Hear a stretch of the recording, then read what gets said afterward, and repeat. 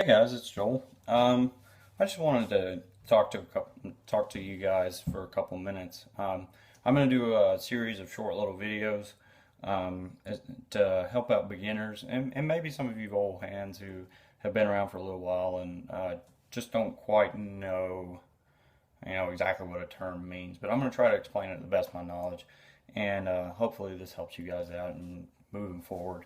You know what's going on. Anyways. I wanted to define the portions of the bow, what parts of the bow are called, and why they're called that. First off, we're going to start with back and belly. The side that faces away from the archer is the back. The side that faces towards the archer is the belly. Now you ask why? It's an English terminology used by the longbowmen originally, and it's just taken over throughout the years. But what it is the bow bends as a man bends. And what that means is you bend over at your belly, not towards your back. So a bow bends towards its belly and not its back. So that's why it's called back and belly. So the bow is mirrored from you when you're shooting it. As you pull, the bow is bending over. As you release, the bow is going towards its back, towards the neutral plane. So that's back and belly. The handle section, where you hold the bow, is known as the riser. And the riser is an all-encompassing part. On this one, it's 14 inches long. I cut all of my bows, cut a shelf in most of them. Center line is just below the shelf of the bow, and because you want the arrow to be just slightly higher than center of the bow. And then my hand goes below the center line, and then to make sure that the center section of the bow is even, I take just as much here.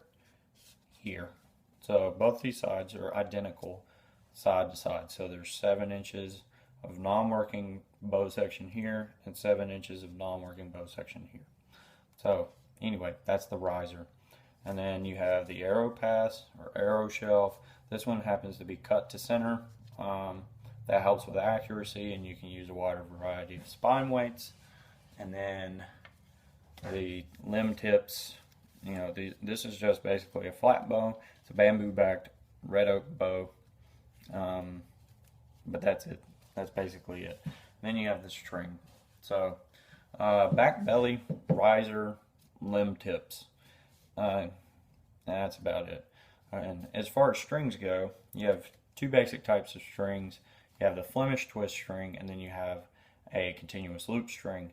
Neither of them have knots in them. Knots in a string are bad because they slow it down. Now there are some strings out there that use a loop on the end of extra material, and those are adjustable, and they're quite handy if you're making a bunch of different bows similar size and you only want to have one string, because a lot of people hate making strings. The difference between a Flemish twist and a continuous loop is the Flemish twist is made out of 2 sections or more of string that are twisted individually and then twisted backwards upon themselves, so that as one side tries to tighten, or loosen, it'll tighten the other side, and it works continuously like a torsion bar does. So if this side goes this way, it tries to crank this side, and this side's like, go backwards, and it goes back, and this side's like, well, no, you can't go that way. So it's a continuous fight end to end, but it works great. It's an amazing string. It's my favorite string. They're easy to make, and they're pretty adjustable.